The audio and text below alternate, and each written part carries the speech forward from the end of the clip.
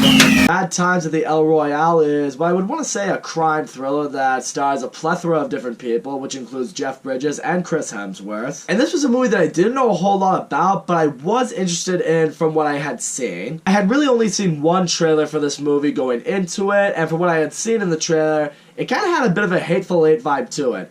Kind of looked like, the movie was going to have very snappy, quotable dialogue. You have all these characters, all these strangers in this place, and I felt like maybe like a murder had happened or some kind of crime had happened. So it's going to be a big mystery in figuring out who did what. Even the very first shot of the movie, it does everything it's going to go in that direction. You have this guy, he's in a hotel room, he does some rearranging in the hotel room, he hides his bag in the floorboards, then someone knocks on his door and kills him. Which now has you thinking, okay, that's going to be connected to one of the characters that's in this movie. Maybe one of the characters in this movie was the one that killed him, so it's going to be figuring out, who did it. But I gotta say, the movie instead took a rather different turn with it. As I mentioned, this movie takes place in a hotel that's called the El Royale, and I guess what's supposed to be unique about the El Royale is it's placed right on the border between California and Nevada. And like, you go into this hotel, it's like you can stay on the Nevada side or you can stay on the California side. Take your pick. One thing that I didn't really like about this movie though was I didn't really feel like that was necessary. It's like, okay, yeah, we have this hotel that, is right in between these two states. That's right on the border between them anyway. But, I mean, did that really have anything to do with the movie? Not really. I was like, why can't it be just a normal everyday hotel? Why does it have to be, that? That may be a bit of a nitpick, but it still seemed kind of wasted to me. And, among the people that are staying in this hotel, you have Jeff Bridges, a priest, you have Cynthia Erivo, who is a singer. John Hamm's in this hotel, he's a salesman. Dakota Johnson shows up, she's just some stoked bitch who really doesn't say all that much. Either way, I'm sure she is thrilled to finally be free of doing the 50 Shades of Grey shit. You also have this bellhop who kind of runs the hotel, or at least helps people check in. The actor who plays him is Lewis Pullman. Haven't really seen him or heard of him before this, but he's good in this movie. And then from here, this is when I felt like the Hateful Eight vibe was going to set in. Like, you have all these characters, you have all these different people who appear to be of these different professions, but it's going to be all like, nah, you people aren't who you say you are. You're hiding something. I'm going to be honest, if I'm going to compare this movie to a Quentin Tarantino movie, because I do feel that's kind of the vibe it was going for, the movie's a lot more like Pulp Fiction than it is The Hateful Eight. And now let me explain why. Because what the movie essentially does here is it kind of gives you a bit of a backstory for each character, and ultimately events that led to them going to the hotel, and also events that are going on with each of them in the hotel, while other things with other characters are also going on in the hotel. Jeff Bridges is in fact not a priest, he's a criminal who at one point robbed a bunch of money. His partner came to this hotel, buried the money in one of the floors in one of the rooms, and now he's here trying to get that money back. Cynthia Erivo is an aspiring singer, but, she wanted to get away from her manager because her manager was an asshole. So, she's trying to get to LA to try to make it because that's where everybody makes it. So she's stopping at this hotel. John Hamm is, in fact, not a salesman. He is an FBI investigator who is at this hotel to figure out what's been going on here, because we discover that all the mirrors that are in people's hotel rooms are actually two-way mirrors, so people can film and see what's going on in there, the employees of the hotel anyway. That's one thing we discover with Lewis Pullman. One of his jobs is to make sure the film is rolling in these two-way mirrors so people can see what is going on, so his employers can. And then we discover Dakota Johnson has in fact kidnapped her little sister away from Chris Hemsworth, who is a cult leader who has a very, very sadistic way of running his cult, as I would say most cult leaders do. So Chris Hemsworth is one of those guys who's like, oh, why should we bow to a god? Why should we worship God? Let's make our own destinies. Let's be our own gods. One of those guys who tries to create one of those philosophies that a lot of people will follow, but in reality, he's just manipulating them all. And he in particular has developed some kind of a relationship with Dakota Johnson's younger sister.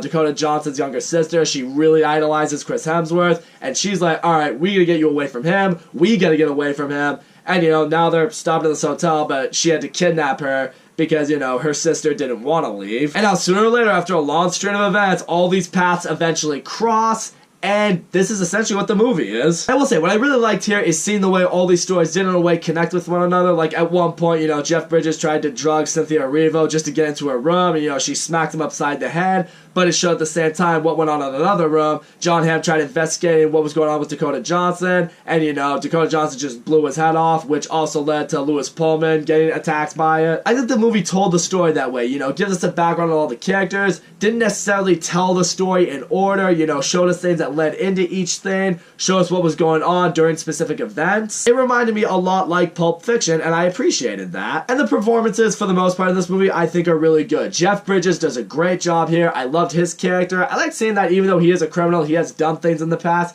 he's not really a bad guy, you know, he just wants to get what is his. And you know, when Cynthia Erivo discovers him, he's not above, you know, sharing the wealth with her if she helps him. Chris Hemsworth in particular, though, Chris Hemsworth really crushes it in this movie. Just everything about Chris Hemsworth's character, it kind of reminded me a little bit like Leonardo DiCaprio in Django Unchained. So he comes off as this really nice, friendly, approachable dude, but once you get to know him, once you realize what he believes in, what he feels, you realize he's sick. And he's a fucked up, sadistic, evil human being that will do whatever he needs to do to get what he wants. In terms of the flashbacks, though, I want to touch on the one between Dakota Johnson and Chris Hemsworth and Dakota Johnson's sister, because this was one I felt could have had a little bit more exploration done upon it. Because obviously we get one moment in particular where he's running his cult and he has two members fight each other to like prove a point to everybody. It's one of those moments where you do realize that this guy is insane, and you do see in this moment Dakota Johnson, you know, wanting to get her sister away from Chris Hemsworth. What I would have liked to have seen, though,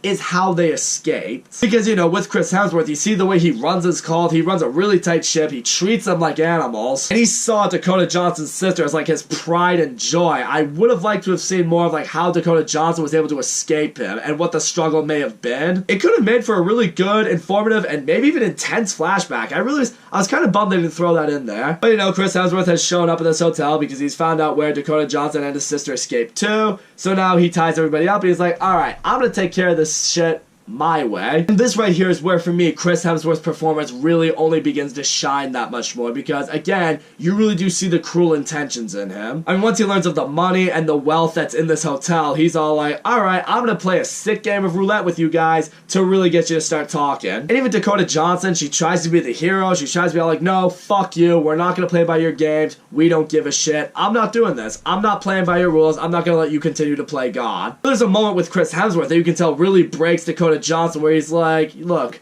at your sister. She loves me. She idolizes me. She's never gonna leave my side. Her loyalty to me, that's never gonna break. You've lost her as your sister. You can tell it's like a moment that really just breaks Dakota Johnson's heart, because you can see in the way her sister acts towards Chris Hemsworth, he is right. So he starts doing, I don't gamble. What's that gambling game where, you know, you pick either red or black? I have no idea. I really need to get to Vegas at some point and learn this shit. But anyways, he plays that game with them. He's like, alright, Dakota Johnson, you're gonna be black, and Lewis Pullman, we're gonna make you red. Whichever one lands on, I'm gonna fucking kill you. Lands on Dakota Johnson's color, he shoots her in the head, he kills her, and so with that, he continues to play this game. He's like, alright, next who's gonna die is Lewis Pullman, who's really been suffering from, like, some psychological disorders, you know, feels he's a terrible person, and because he still believes that Jeff Bridges is a priest, he's trying to plead for forgiveness from him, but, you know, Jeff Bridges can't do anything because he's not a priest. So thankfully the movie gets a nice little convenience, because there's been a terrible torrential downpour going on. It causes a power outage in the hotel. Jeff Bridges is able to break free. He starts fighting with Chris Hemsworth. So there you go. Ironmonger and Thor finally fought each other.